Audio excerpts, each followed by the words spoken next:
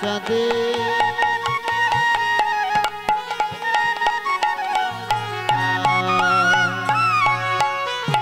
আহারে দেখো নিতাই চাঁদে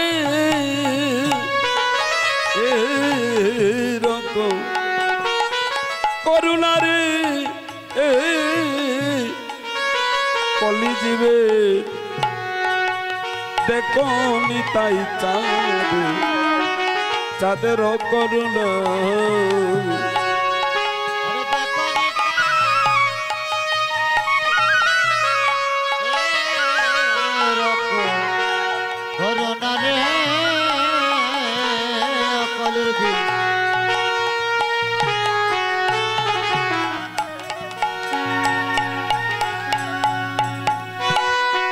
আহারে কলিতে কি তনু যা আরম্বিলা মহাবা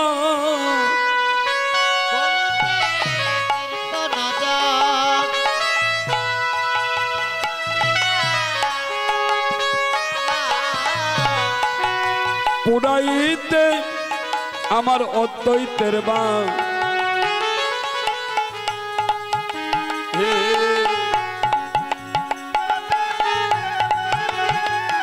অদ্বৈতের বাসনা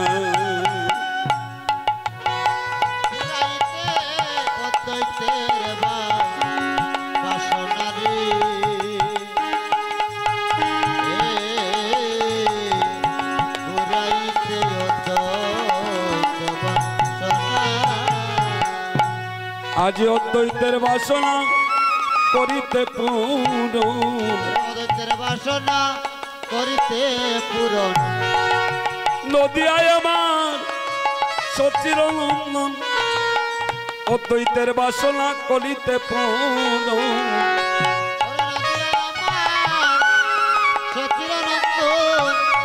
অদ্বৈতের বাসনা করিতে পূরণ ওরে অদ্বৈতের বাসনা করিতে পূরণ অদ্বৈতের বাসনা করিতে পূরণ নদিয়ায় আমার সচির নন্দন অদ্বৈতের বাসনা করিতে পূরণ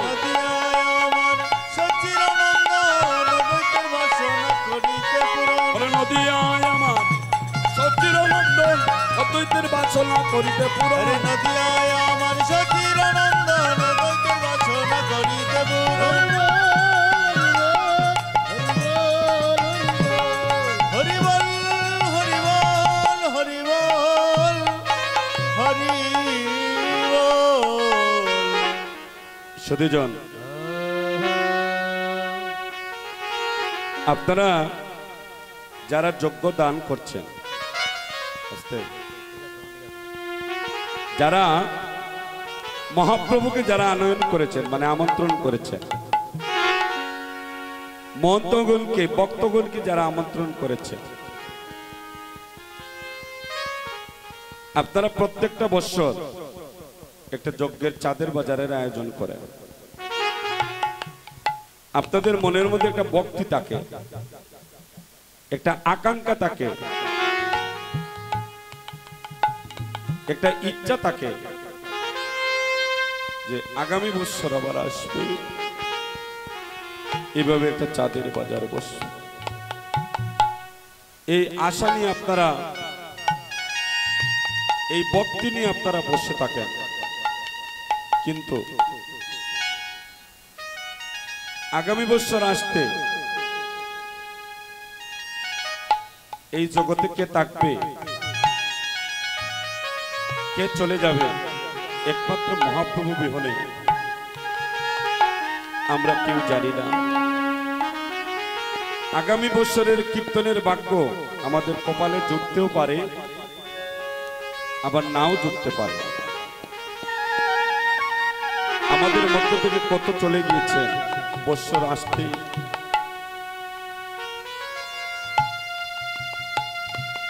হরি বল আর চাঁদের বাজার আর কবে বসবে একটু পরেই তো মহন্তগণ ভক্তগণ চলে যাবে চাঁদের বাজারটাও ভেঙে যাবে ভক্ত সংঘও ভেঙে যাবে তাই মহাপ্রভু আচ্ছা এত ওজনে কাঁদছে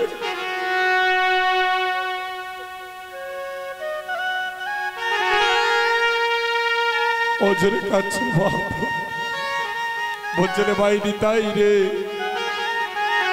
একটু পরে তো চাঁদের বাজারটা ভেঙে যাবে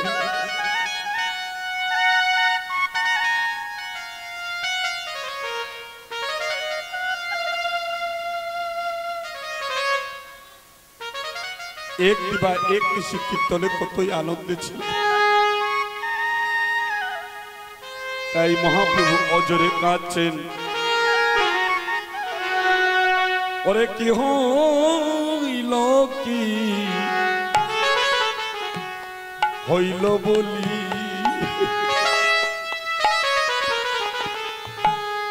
আজ আমার মহাপ্রভু কাঁদে নিরবধি আজ কি হইল কি হইল বলি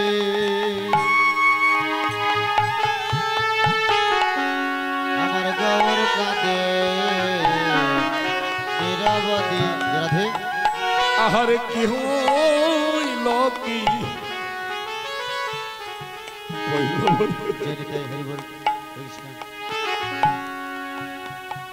আমার গৌরী কাঁদে নিরবধি আরে কি হইল কি হইল বলি আমার গৌর কাঁদে নিরবধি গৌরের নয়ন জলে কবে সে যায় রে আমার গৌরের নয়ন জলে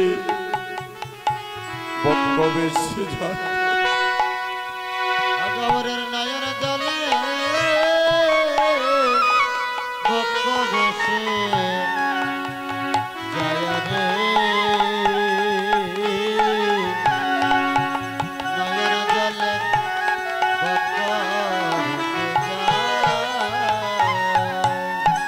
গৌরের নয়ন জলে কবে সে যায় রে আবার গৌরের নয়ন জলে আজ কবে সে যায় নয়ন জলে কবে সে যায় রে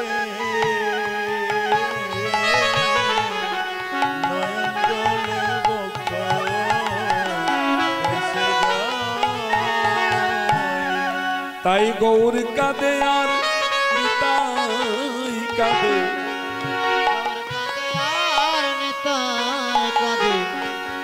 আজ বাইয়ে বাইয়ে জড়িয়ে ধরে আমার গৌর কাঁদে নিতাই কাঁদে জড়িয়ে ধরে গৌর কাঁদে আর নিতাই কাঁদে হরে বাইয়ে বাইয়ে জড়িয়ে ধরে আজ গৌর কাঁদে আর স্পিকার গুলোতে দিছেন নি সাউন্ড এগুলাতে আজ বাইয়ে বাইয়ে রে জড়িয়ে ধরে আমার দিদাই গৌর কাঁদে রে ওরে ভাইয়া ভাইয়া জড়িয়ে ধরে নিতাই কাঁদে গৌর কাঁদে আগের মতো করিয়ে দাও না সব বাইরে এমন দিনা কবে হবে রে আমার নিতাই কাঁদে গৌর কাঁদে রে ভাইয়া ভাইয়া জড়িয়ে ধরে গৌর কাঁদে আর নিতাই কাঁদে ও বাইরে এমন দিনা আর কবে হবে রে আমার গৌর কাঁদে নিতাই কাঁদে রে ওরে এমন দিন কবে হবে নিতাই কাঁদে গৌর কাঁদে রাধে বাইরে চাঁদের বাজার ভেঙে যাবে আমার নিতাই কাঁদে রে ওই আজ চাঁদের বাজার ভেঙে যাবে নিতাই কাঁদে আর গৌর কাঁদে বাইরে কবে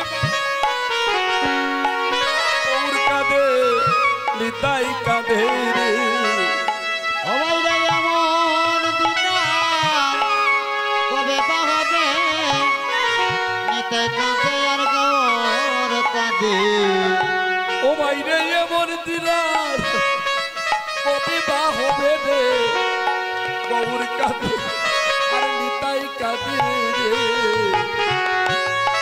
ওরে এমন দিন কবে বা হবে নিতাই কাঁদে আর গৌর কাঁদে গৌর আমার বিনাইয়া বিনাইয়া বিনাইয়া কাঁদে বিনাইয়া বিনাইয়া বিনাইয়া কাঁদে হায় রে আমার নদী আর চাঁদে বিনাইয়া বিনাইয়া বিনাইয়া কাঁদে ওরে হায় রে আমার নদী আর কাঁদে বিনাইয়া বিনাইয়া বিনাইয়া কাঁদে ওরে হায় রে আমার নদী আর চাঁদে বিনাইয়া বিনাইয়া বিনাইয়া কাঁদে আমার নদী আর কাঁদে বিনাইয়া বিনাইয়া বিনাইয়া কাঁদে ওরে এমন দিনার কবে বা হবে বিনাইয়া বিনাইয়া বিনাইয়া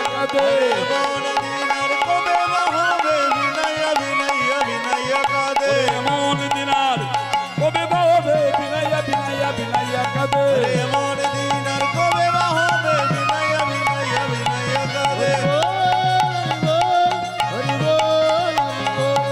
হরি বল হরি বল হরি বল হরি বল হরি বল।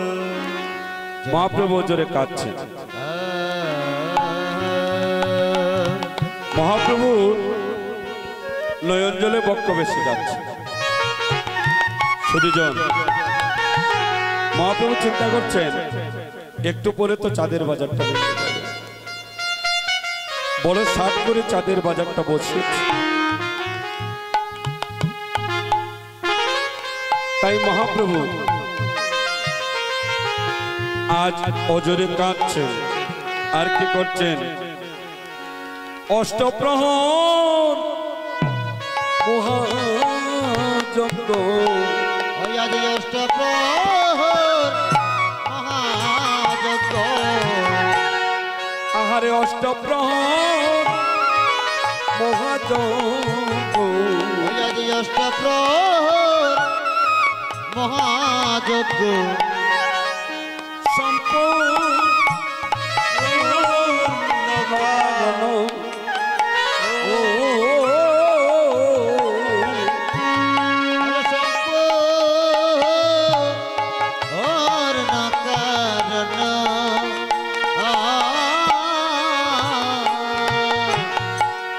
আজি আনাইলা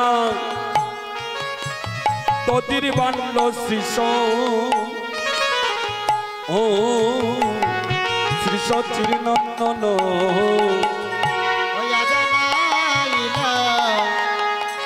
দধির ভাণ্ড দৃশ্য নন্দন আজ দধির বান্ড নয় প্রেমেরই বান্ড দধির ভাণ্ড নয় প্রেমের ভাণ্ড আনিল ভাই নিত্যানন্দ দধির বান্ড নয় প্রেমেরই বান্ড আদানিল ভাই নিত্যানন্দ দধির ভাণ্ড নয় প্রেমের ভাণ্ড উত্তরিতে কলির পাশন্য তোদের বান্ন নয় প্রেমেরই বান্ড হইয়া উত্তরিতে কলির পাশন্য তোদের ভাণ্ড নয় প্রেমের ভাণ্ড উত্তরিতে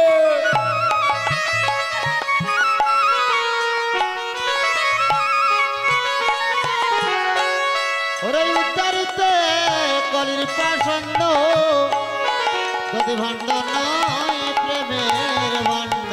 আর কি বললেন? বলেন তালাই গৌর সম্প্রদায়, গৌর সম্প্রদায়, তারাই গৌর সম্প্রদায়, তারাই গৌর সম্প্রদায়, যারা গৌর মঙ্গল কীর্তন গায় তারাই গৌর সম্প্রদায়, গৌর মঙ্গল কীর্তন গায় তারা গৌর সম্প্রদায়, যারা গৌর মঙ্গল কীর্তনে গায় তারাই গৌর সম্প্রদায়, মঙ্গল কীর্তন গায় তারা গৌর সম্প্রদায়, তারাই গৌর সম্প্রদায়, তারাই গৌর সম্প্রদায়।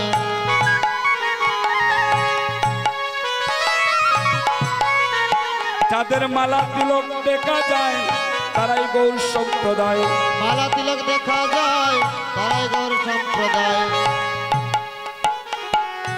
দধির বাণ্ড নয় প্রেমের বাণ্ড, উদ্ধারিত কলির পাষণ্ড। সুধীজন আস্তে আস্তে লক্ষ্য করুন দধির বাণ্ডের তাৎপর্য এবং উৎপত্তি এবং এর উপকারিতা। কথা যদি বলেন কিছুই বুঝবেন না, চলে গেলে বলবেন সৈনিক মনোরঞ্জন কিছুই বলল না।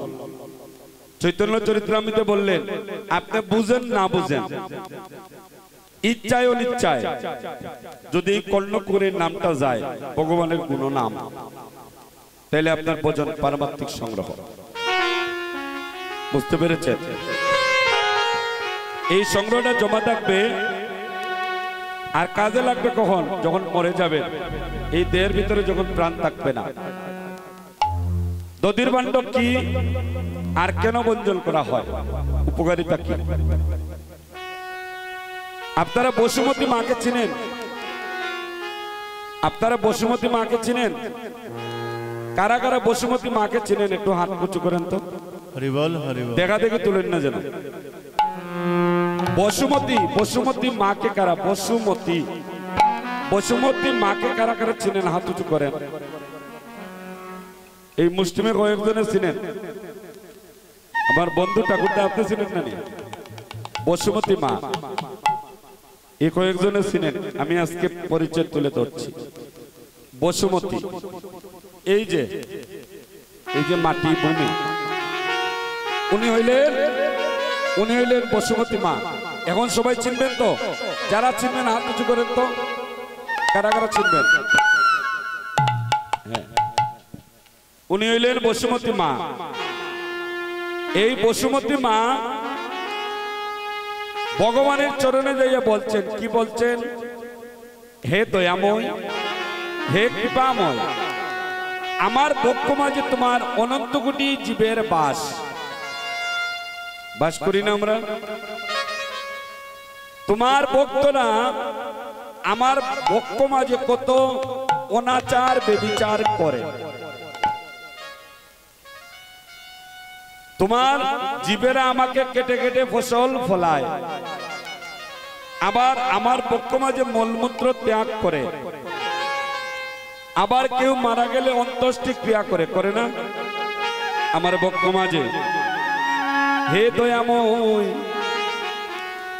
আমি ত্রিতাপ জ্বালায় জ্বলে পুড়ে আঙ্গার হয়ে যাচ্ছি,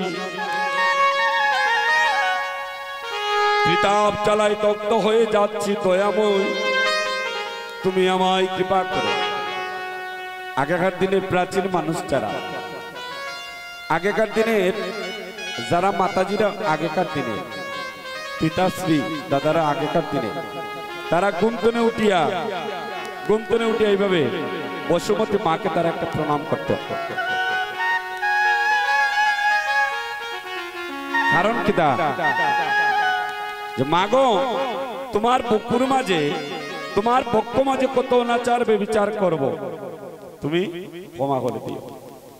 এখন আর এগুলা দেখাও যায়, দেখা যায়। এই কথাটা ভগবান বলছে। এখন ভগবান ভক্তের প্রত্যুত্তরে কি বলছে? মা বসুমতী, তুমি চিন্তা করো না মা, আমি কলিতে যাব রাধা কৃষ্ণ মিলিত তনু হয়ে। রাধা কৃষ্ণ মিলিত তনু কি? গৌরাঙ্গ।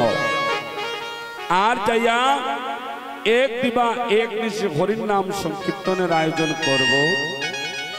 আর অধিবাসে রাত্রে তোমার গোড়া, তোমার গোড়া মানে কি? মাটির গোড়া, পাতিলের মধ্যে দধি দুগ্ধ ঘৃত কর্পূর হরিদ্রা আর তুলসী মঞ্জরি, ঠিক আছে নি? হ্যাঁ, দিয়ে দধির বান্ড তৈরি করা হবে।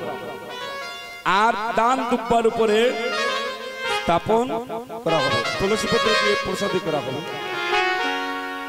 আর অধিবাসের রাত্রে স্থাপন করা হবে মা। আর তুমি কি হবে?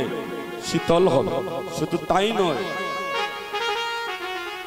ভক্তরা পাপ মোচনের জন্য ভগবানের গুণগান শ্রবণ আর ভক্ত সঙ্গ করতে আসবে এক দিবা এক নিশি। তোমার ভক্ত মাঝে ভক্তের পদচারণা পাবে, তুমি শীতল হবে। আর মন্ত্র বিদায় পুণ্য কীর্তনের দিন ভক্তরা পাপ মোচনের জন্য আসবে। আর শ্রীঅঙ্গনে দধির বান্ড বঞ্চন করা হবে। আর ভক্তরা পাপ মোচনের জন্য দধির বান্ড ভাঙ্গার পরে দোলায় গোড়াগড়ি পড়বে, তুমি শীতল হবে। আর দোলায় গোড়াগড়ি করে ভক্তরা পাপ মোচন হবে। আর গঙ্গায় যাইয়া স্নান করবে, সেই সঙ্গে গঙ্গা মাও পবিত্র হবে।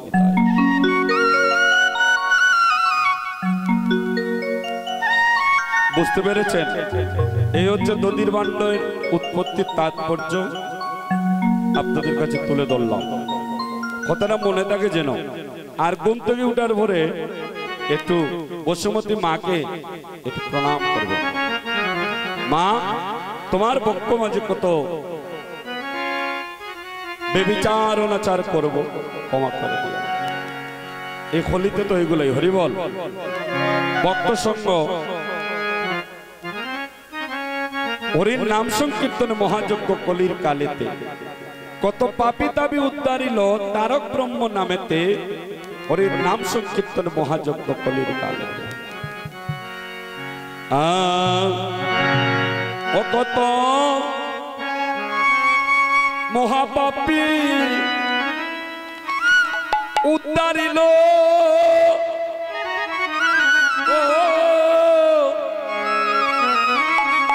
তারক ব্রহ্ম নামেতে।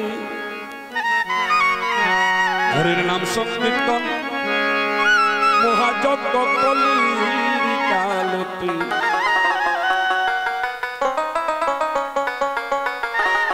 আরো লিখলেন, লাভের দলি যত দূরে যায় তত দূরের অমঙ্গল সব দূরেতে পলায়।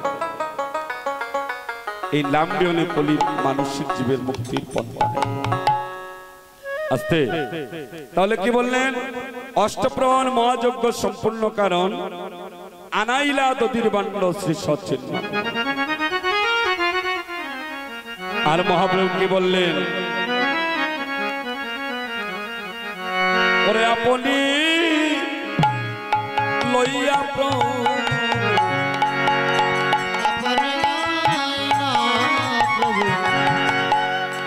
লইয়া ভক্ত গণ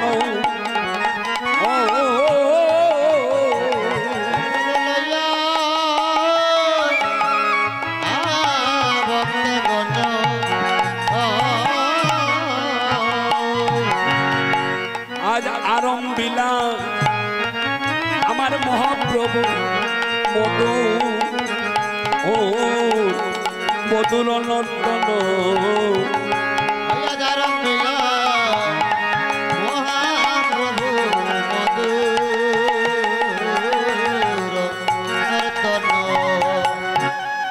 পদগুলার কথাগুলো বুঝবেন। আপনি গায়ন প্রভু লইয়া ভক্তগণ আরম্ভিলা মহাপ্রভু মধুর নর্তন।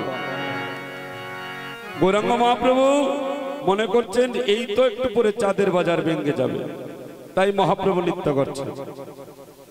কিভাবে নৃত্য করছে? হেমদণ্ড বাহু তুলে, হেমদণ্ড বাহু তুলে আমার মহাপ্রভু নৃত্য করছেন।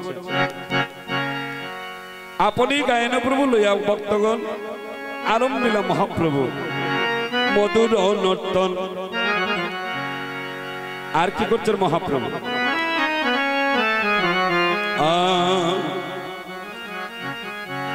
মহাপ্রভু নিতাই ভাইকে ডাকছেন। নিতাই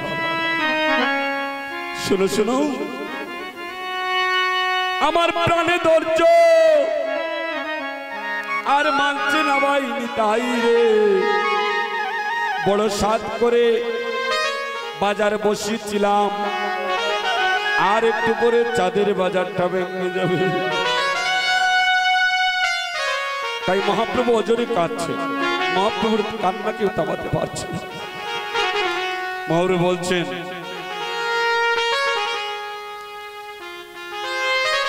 নিত্যানন্দ প্রভুকে, ওরে কইতে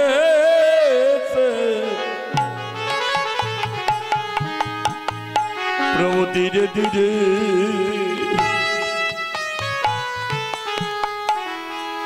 আমার নিত্যানন্দের গলে ধরে কহিতেছে ধীরে ধীরে নিত্যানন্দের গলে ধরে।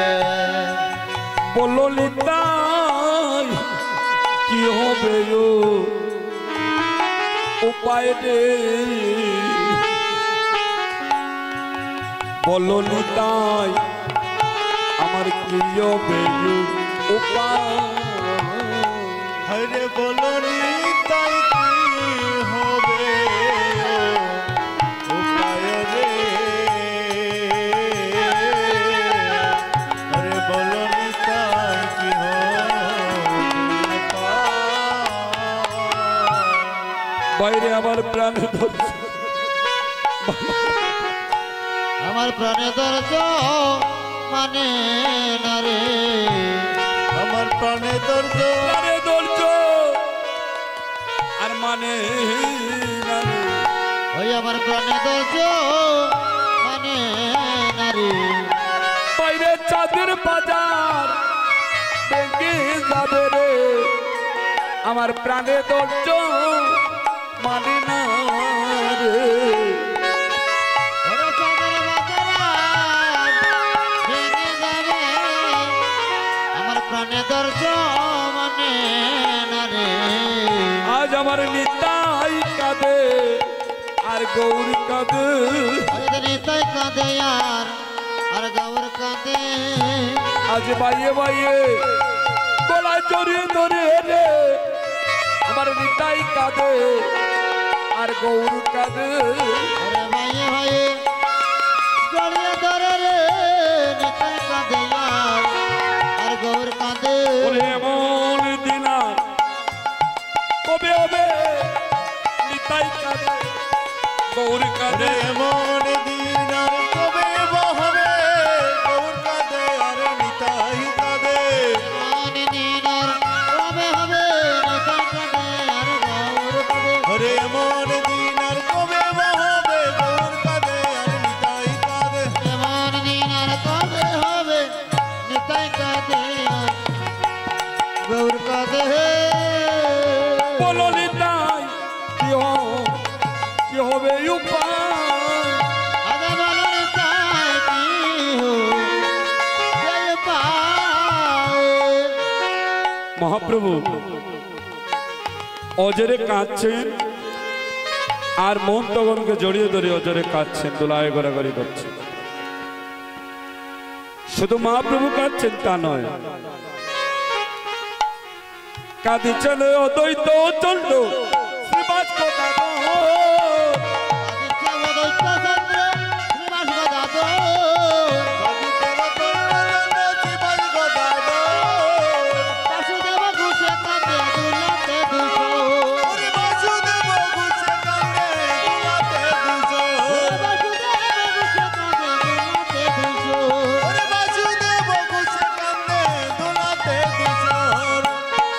সুধীজন মহাপ্রভুর কাছে আপনারা যারা মহতি যজ্ঞের আয়োজন করছেন, নিত্যানন্দ প্রভু মহাপ্রভুকে জড়িয়ে ধরে বলছে, ভাই তুমি কেঁদো না, তোমার ইচ্ছা এই বছর কীর্তন হয়েছে, তোমার কৃপা যদি হয় আগামী বছরে কীর্তন হবে। তাই হরি বল হরি বল।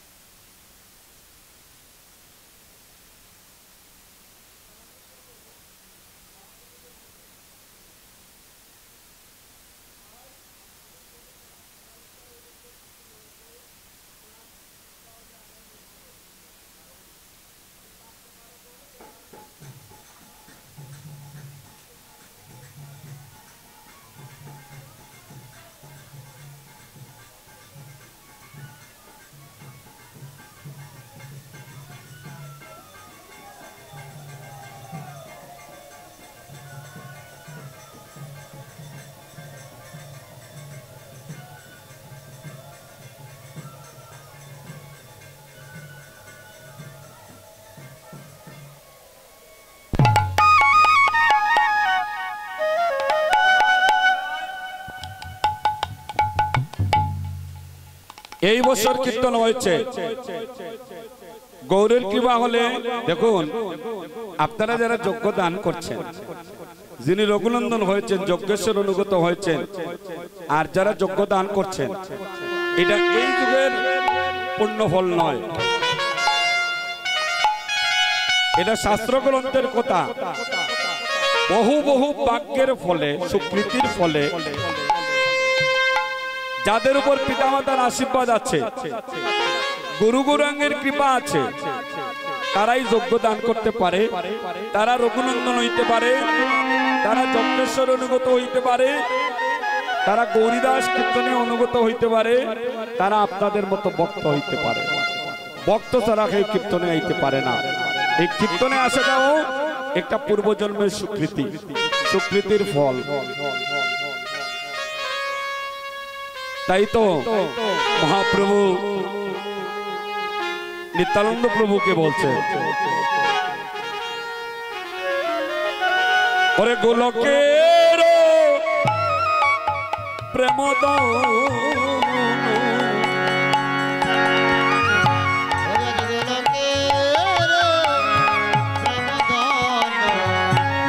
হরির নাম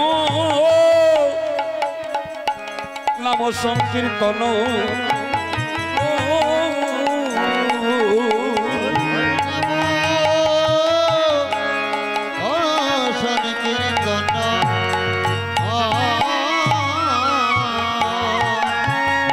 আহারে কেমন বিদায় দেব ফাটে, হে ফাটে মন মন,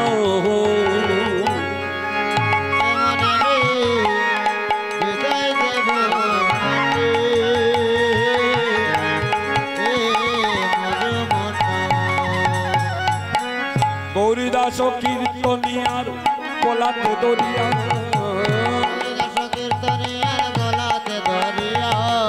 গৌরীদাস কীর্তনিয়ার গলাতে দরিয়া,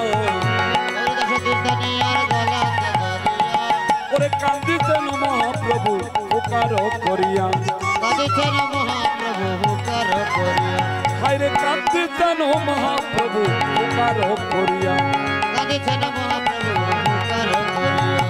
আর আপনি নিত্যানন্দ কর হবিনা, আপনি নিত্যানন্দ কর হবিনায়, আপনি নিত্যানন্দ কর হবিনা, আপনি নিত্যানন্দ কর হবিনায়, আরে তো বলি মহাপ্রভু তুলাতে লুকাও, তো বলে মহাপ্রভু তুলাতে লুটায়, ওরে তো বলি মহাপ্রভু তুলাতে লুকায়, তো বলি মহাপ্রভু তুলাতে লুটায়, চাই তোমার বিদায় তুমি দাও রে তোমার বিদায় তুমি দাও হে আমি বিদায় দিতে পারবো না তোমার বিদায় তুমি দাও রে বিদায় দিতে পারবো না হে তোমার বিদায় তুমি দাও ওরে তোমার বিদায় তুমি দাও ভাই আমি বিদায় দিতে পারবো না রে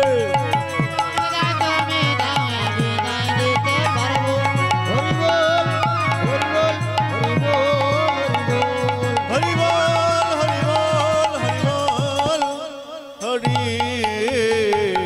বল নিত্যানন্দ প্রভুকে মহাপ্রভু বলছে চাঁদের বাজার ভেঙে যাবে আমি বিদায় দিতে পারবো না তাই নরোত্তম দাসে বলে কাঁদিয়া কাঁদিয়া নরোত্তম দাসে বলে কাঁদিয়া কাঁদিয়া নরোত্তম দাসে বলে কাঁদিয়া কাঁদিয়া নরোত্তম দাসে বলে কাঁদিয়া কাঁদিয়া কেমনে আনন্দের বাজার যাইবে যে বাঁধিয়া ওরে চাঁদের বাজার ভেঙে যাবে ভক্তগণ চলে যাবে চাঁদের বাজার ভেঙে যাবে ওরে ভক্তগণ চলে যাবে আর চাঁদের বাজার ভেঙে যাবে ভক্তগণ চলে যাবে চাঁদের বাজার ভেঙে যাবে হরি বল হরি বল হরি বল হরি বল এবার আপনি গায়নে প্রভু লইয়া ভক্তগণ আরম্ভিলা মহাপ্রভু আজ মজুর নন্দন আর কি লিখলেন ওরে 64 মহান দয়া গো।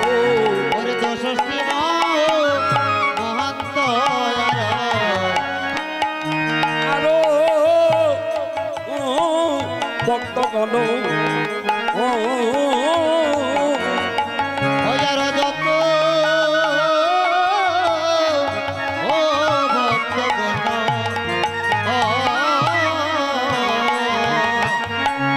আজ তার মধ্যে নরহরি শির শির গুণন্দন তার মধ্যে নর হরি শির গুণন্দ আরে তার মধ্যে নরহরি শির শির গুণন্দন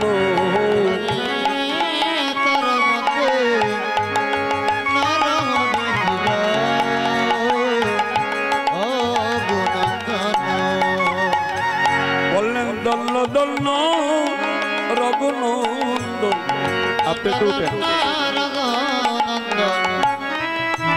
তারঙ্গরে শিবাসন্দন এদিকে দাঁড়ান দল্ল দল্ল রঘুনন্দন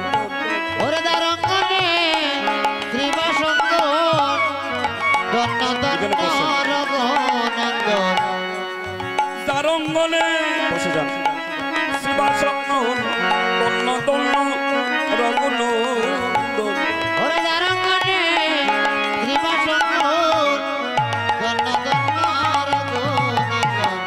আজ তার বাক্যে সীমানাই রে তারঙ্গনে গুরু গুসাই রে তার বাক্যের আজ সীমানাই রে রঙ্গনে গুরু গোসাই রে তার বাগে সীমা নাই রে ওরে রঘুনন্দনের বাক্যে আমরাও ভাগ্য আজ রঘুনন্দনের বাক্যে আমরাও ভাগ্য এমন দিন আর কবে বা হবে রে রঘুনন্দনের বাক্যে আমরাও ভাগ্য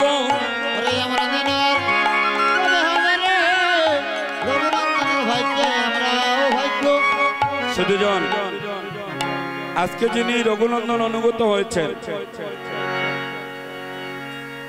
আর যজ্ঞেশ্বর অনুগত উপনীত গরিদাস কীর্তনীয় অনুগত উনি রঘুনন্দন অনুগত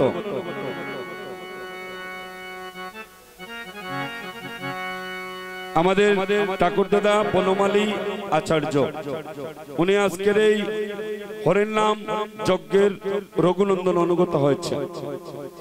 আগেই বলেছি, রঘুনন্দন অনুগত যিনি হয় বৈষ্ণব,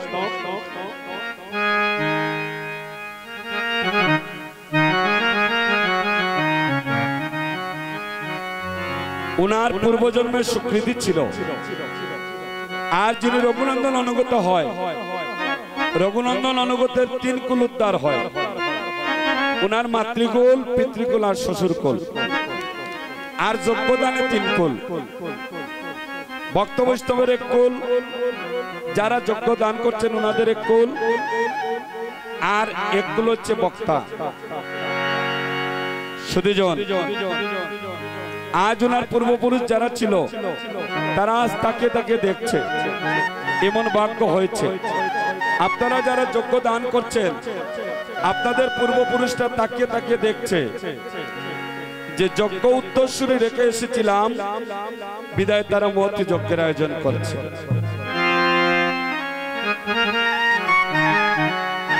এই রঘুনন্দন সম্পর্কে কথা যদি বলতে হয়, রঘুনন্দনের পিতার নাম ছিল মুকুন্দ কবিরাজ। এখন মুকুন্দ কবিরাজ এমন এক কবিরাজ ছিলেন, কথাগুলো শুনুন। এমন এক কবিরাজ ছিলেন, কোন মানুষের যদি কঠিন, একটু পরে আসবেন, এখন না, সময় আছে। হরিবল, আপনারা বসেন, সবাই বসেন, একটু পরে আসবেন, আমি সময় আছে। এখন রঘুনন্দনের কাছে যাওয়ার দরকার, একটু পরে, আমি সময় দিচ্ছি। রঘুনন্দন কে এটা আগে জানুন। রঘুনন্দনের পিতার নাম হচ্ছে মুকুন্দ কবিরাজ। এমন কবিরাজ ছিলেন, কেউর যদি মরণ ব্যাধি হইতো, স্পর্শ করা মাত্র তার মরণ ব্যাধি ভালো হয়ে যেত। একবার নবাব হুসেন শাহের মরণ ব্যাধি হয়েছিল, তাই না ঠাকুরদা? এখন সনাতন মিশ্রের কাছে গিয়েছিলেন, বলে আমার মরণ ব্যাধি হয়েছে। সনাতন মিশ্র বলেছিলেন মুকুন্দ কবিরাজের কাছে যাও, তবে জমিদার রাত পোশাকে গেলে হবে না, যাইতে হবে ভিখারি বেশে। আপনারা একটু পরে আসেন, রঘুনন্দনের অনেক কথা আছে, তারপরে আসবেন, এখন আসার দরকার নেই। আপনারা এখন আসবেন না, একটু পরে আসুন, বোনেরা একটু পরে আসুন। আগে রঘুনন্দন কে জিনিসটা জানুন। এখন নবাব হুসেন শাহ ভিখারি বেশে, মুকুন্দ কবিরাজ দিনইন খাঙ্গালের কবিরাজি করতেন, কোন বড় লোকের কবিরাজি করতেন না। সনাতন মিশ্র বলেছেন নবাব হুসেন শাহকে যাইতে হইলে ভিখারি বেশে যেতে হবে। উনি ভিখারি বেশে এসে চরণে পতিত হলেন, আর সঙ্গে সঙ্গে মাথায় হাত বুলিয়ে দিলেন, ভালো হয়ে গেল নবাব হোসেন শাহ। একদিন এই মুকুন্দ কবিরাজ দূরে যাবেন চিকিৎসার কাজে, তার ছেলে রঘুনন্দনকে বললেন, বাবারে তুমি আজকে বাড়িতে গোপীনাথ, পাথরের গোপীনাথের সেবা দিও। এই বলে মুকুন্দ কবিরাজ বাইরে চলে গেলেন। এখন ছোট্ট ছেলে রঘুনন্দন মা নাড়ুর তালা সাজিয়ে দিয়েছেন, ভগবানের বিগ্রহের সম্মুখে যাইয়া পাথরের গোপীনাথ তো বলছে, হে গোপীনাথ, বাবার মতো আমার বদন সাধন নেই, আমার ভক্তি ভজন নেই, তুমি সেবা নেও ভগবান। লক্ষ্য করুন, আস্তে আস্তে। এবার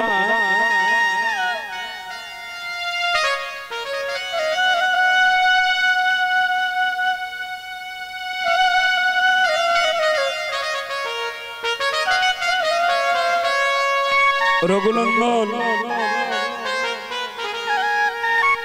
নাড়ুর তালালিয়া গোপীনাথ বিগ্রহের সম্মুখে এইভাবে করজোড়ে করে বলছে, গোপীনাথ তুমি কৃপা করে আমার সেবাটা গ্রহণ করো, আপনারা মায়েরা বোনেরা বাবাজিরা যারা বাড়িতে ভগবানের সম্মুখে নৈবেদ্য দান করেন, ভগবান খান নাকি দেখেছেন কেউ? দেখেন নাই। এখন রঘুনন্দন জানে না ভগবান যে সরাসরি সেবা করেন, এই কথাটা রঘুনন্দন জানতো না। রঘুনন্দন মনে মনে ভাবছে বাবা দিয়ে থাকেন, হয়তো নারীর সেবা করেন, এই বিশ্বাস। এর জন্য শুদ্ধ ভক্তি আর সরল প্রেমে বাধা আমি সকালে সহজ যেটা পায় না মরে বিদ্যা বুদ্ধি আর কৌশল। রঘুনন্দন নারী হাতে নিয়ে নাড়ু বলছে, গোপীনাথ তুমি নেও সেবা করো। নয়ন জল বেশি বেশি রঘুনন্দন কাজ, হে দয়াময় গোপীনাথ তুমি আমার সেবা কি নিবে না? কোলেরও বৌয়ারি পোকারি পোকারি গৌরাঙ্গ বলিয়া কাঁদে। যারা ছোট বাচ্চা ছেলের মতো যারা ভগবান সম্মুখে যাইয়া যারা কাঁদতে পারবে, মনে করবেন মরণের সময় তাদের আর চিন্তা করা লাগবে না। কৃষ্ণ ভক্তের মরণ একভাবে আর অভক্তের মৃত্যু হয় আরেকভাবে। এখন নাড়ু নিয়ে রঘুনন্দন বলছে, গোপীনাথ সেবা করো। গোপীনাথ সেবা করছেন না, নয়ন জলে ভেসে যাচ্ছে রঘুনন্দন, তবুও সেবা নেই। বলছে, গোপীনাথ তুমি যদি সেবা না নেও আমি এই প্রাণ আর রাখবো। ভগবান ভক্তের ভক্তির কাছে পরাজিত হয়ে ভক্তাদির ভগবান আজ রঘুনন্দনের নারী সেবা করছেন। রঘুনন্দনে দিচ্ছে নারু আর পাথরের গোপীনাথ সেবা করছে। গোপীনাথ রে নাড়ু দে সেবা নে, গোপীনাথ দে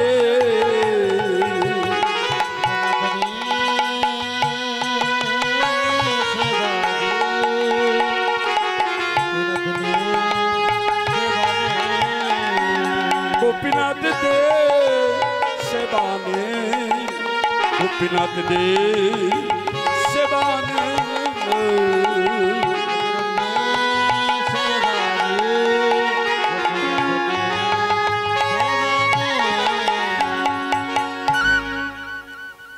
সেবা সব নারুগুলা ভগবান গোপীনাথকে সেবা দিয়েছে, পাথরের গোপীনাথকে।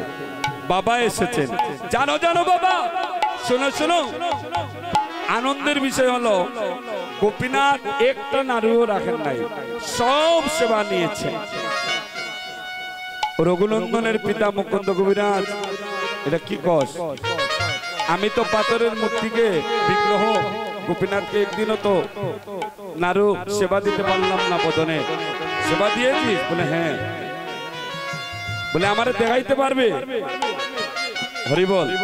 দেখুন বাবার তো মুকুন্দ কবিরাজ যদিও ভোজনশীল ছিলেন, কিন্তু ছোট্ট ছেলের মধ্যে এত ভোজনশীল ছিলেন না। দেখাইতে পারবি? বলে হ্যাঁ দেখাতে পারবো। মা তারুণ নালা সাজিয়ে দিয়েছেন তালা, আর ওই দিনকার মতো গোপীনাথের মন্দিরে প্রবেশ করে দরজা বন্ধ করে দিয়েছে, কিন্তু ওই সিটকিনিটা আটকালো না। পিতা বাইরে দাঁড়িয়েছেন দেখবেন বলে পূর্বের নিয়ে সেবা দিচ্ছে, রঘুনন্দন সেবা দিচ্ছে, ভগবান সেবা নিচ্ছে। আর রঘুনন্দনের পিতা মুকুন্দ কবিরাজ যেই মাত্র সেবা দেখতে চাইলেন, এইভাবে ভক্ত আর ভগবানের মধ্যে একটা বাধার দেয়াল সৃষ্টি হয়ে গেল। মুকুন্দ কবিরাজ দেখতে পারলেন না, কিন্তু ভজনের নয়নে বুঝতে পেরে সঙ্গে সঙ্গে মুকুন্দ কবিরাজ নিজের সন্তানের চরণে প্রেমাবিষ্ট হয়ে পড়ে গেলেন। বললেন, রঘুরে আমার এই কৃপা করো, আমি যেন জন্মে জন্মে তোর মতো ভক্তের চরণের সেবা যেন আমি করিতে পারি রে। তোর মতো ভক্তের সঙ্গে সেবা যেন আমি করিতে পারি রে। রঘুরে এই জন্মে নয়, আমি পর জন্মে তোর মতো ভক্তের সঙ্গ যেন করিতে পারি রে। রঘুরে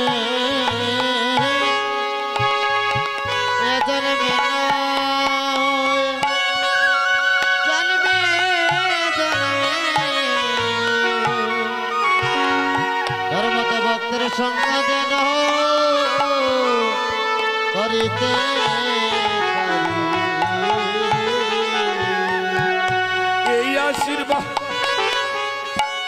করো করো মনে রে রঘু, তোর মতো ভক্তের সঙ্গ যেন আমি করিতে